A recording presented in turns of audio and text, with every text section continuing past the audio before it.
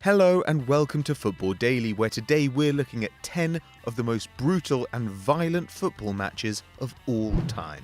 10. Netherlands 0, Portugal 1. The first of two appearances apiece for Portugal and the Netherlands, this game took place in the second round of the 2006 World Cup. The two sides boasted talent like Figo, Robben, Deco and Ronaldo, but had little interest in a contest of skill, instead settling for kicking the shit out of each other. Mark van Bommel was in the book inside of 2 minutes, while Khalid Boulahrouz left an early marker on Cristiano Ronaldo to pick up a yellow of his own. Maniche put Portugal ahead in the first half with a wonderful strike, dancing through the defence before smashing home, but it was quickly overshadowed by indiscipline on both sides. The ref ended up dishing out 16 yellow cards and 4 reds, and could have sent Luis Figo off too, after the Ballon d'Or winner nutted Van Bommel. After the game, Portugal coach Luis Felipe Scolari said, "Jesus Christ may be able to turn the other cheek, but Luis Figo isn't Jesus Christ."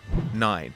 Athletic Bilbao 1, Barcelona 0. The 1984 Copa del Rey final was primed for fireworks. Barcelona were to face Athletic Club de Bilbao in what would be Diego Maradona's final game for the Blaugrana before he joined Napoli. There was already bad blood between the sides. A year earlier, Bilbao centre-back Andoni Goicoechea had broken Maradona's ankle at the Camp Nou, sliding through the Argentinian from behind. El Diego said his ankle made a noise like wood breaking, while the press dubbed Goicoechea the Butcher of Bilbao. Goicoechea seemed to have no regrets. He kept the boot he used to injure Maradona in a glass case in his house. And after Athletic triumphed 1-0 in the Copa del Rey final to complete a domestic double, he was a key player in the enormous fight that followed, kicking Maradona again, this time square in the chest. He was handed an 18-game suspension, but only served 7.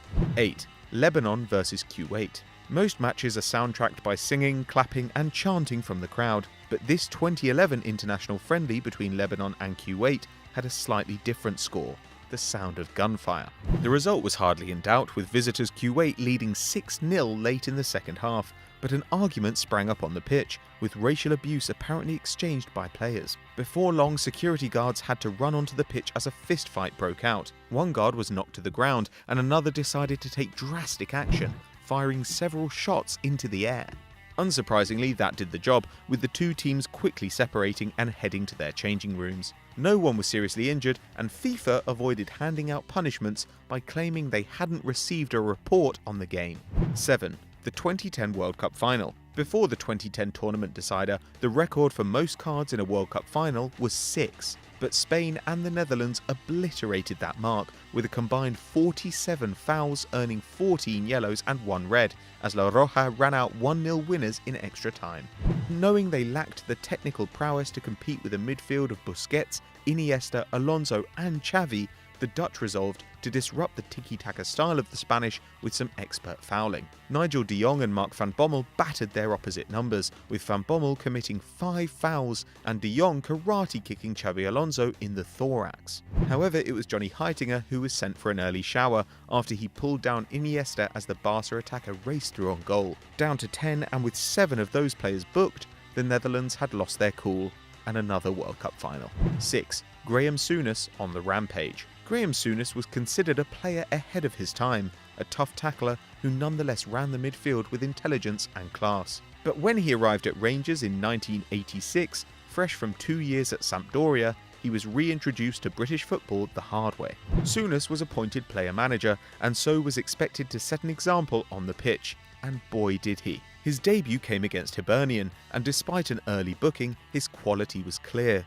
with a lovely shimmy giving him room to run through the middle.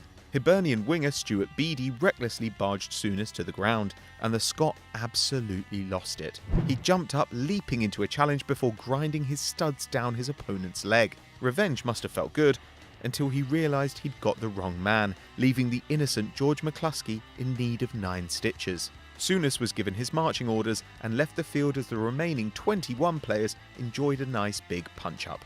5. Uruguay vs Scotland. Despite their proud footballing history with 2 World Cups and a record 15 Copas America, Uruguay have often given in to their worst instincts at tournaments, with the 1986 World Cup showcasing a particularly violent side. Though they drew 1-1 with West Germany and lost 6-1 to Denmark, Uruguay went into the final match of the group stage with a chance of making it to the second round. Their opponents were Scotland, coached by Alex Ferguson, who needed a win to go through, and Uruguay were determined to stop them playing to their strengths. Under a minute in, Jose Batista was sent off after a dirty tackle saw Gordon Strachan on the turf clutching his ankle, and over the following 90 minutes, every elbow was thrown and every shin kicked. The game ended 0-0 and Uruguay went through. Scotland went home. FIFA later fined La Celeste £9,000 for their behaviour. 4. Racing Club 1, Celtic 0. Before the Club World Cup, there was the Intercontinental Cup, which saw the European Cup and Copa Libertadores winners face off. In 1967, that meant Celtic faced Argentina's Racing Club. The Hoops won the first leg in Scotland and Racing triumphed in the second in Buenos Aires, though the atmosphere was soured when the Celtic keeper was hit in the head with a rock thrown from the stands. A decider was arranged in Uruguay, and the match turned into a carnival of brutality. After 20 minutes, the ref stopped the game to calm the players down, but it made absolutely no difference, with both teams reduced to 10 men before half-time. Bobby Lennox, the red-carded Celtic man, was taken off the field by a policeman armed with a sword. After the break, Racing had another man dismissed, while the boys saw 3 more red cards. That would have left them with 7 men, but Bertie Auld simply refused to leave the pitch and played the last few minutes as Racing won 1-0. In all, 51 fouls were given in the game, though apparently the ref missed dozens more. 3. The Battle of Santiago. By the time the Italian team arrived in Chile for the 1962 World Cup, the whole country already hated them. Italian journalists had called Santiago backwards and miserable, with entire neighbourhoods given over to open prostitution, while the Chilean press retaliated with accusations of drug addiction and fascism among the Italian players. So when Chile played Italy at the group stage, tensions were running high. It took 12 seconds for the first foul and 12 minutes for the first red card, with Italy's Giorgio Farini removed by police when he refused to leave the field. Chilean players threw punches on 3 occasions, with Leonel Sanchez breaking Humberto Maschio's nose, but they all escaped dismissal, while Italian Mario David was ejected when he booted someone in the head. Down to 9 men, the Azzurri lost 2-0, and when the highlights were shown on British television a few days later, commentator David Coleman called it the most stupid, appalling, disgusting and disgraceful exhibition of football possibly in the history of the game. 2. Portugal 5, Angola 1. Angola is a former Portuguese colony, only receiving its independence from the Europeans in 1975. So when they faced a Portugal side featuring Figo, Pauleta and Paulo Sousa in 2001, they were determined to upset the odds. Angola took the lead in the first minute, but before long the international friendly turned out to be anything but. Yamba Asha was the first sent off after 16 minutes and Portugal levelled from the spot. After half an hour, the Africans were down to 8, while the Seleção made their advantage count, adding 2 more goals before the interval. Fans pulled their seats apart and threw them onto the pitch in frustration, and in the end, the game was abandoned in the 67th minute, when Angola's Helve Vicente was injured. Now 5-1 down with just 7 men on the pitch and all their subs used up, the underdogs were forced to forfeit. Probably for the best. 1. The Battle of Highbury. In 1934, Italy had won the World Cup on home soil, much to the delight of fascist dictator Benito Mussolini. However, there was one question mark over their victory. England were in a standoff with FIFA and had refused to go to the tournament, so a friendly was set up between the new world champions and the Three Lions to settle which team was best. The game took place at Arsenal's ground, with 7 Gunners players in the lineup, and Mussolini was desperate for an Italian win, promising his players an Alfa Romeo and £150 each, the equivalent of £6,000 today, if they emerged victorious. A frantic start saw England miss a penalty in the first minute, before Italy's Luis Monti had his foot broken in the second. He tried to play on for another 15 minutes before giving up.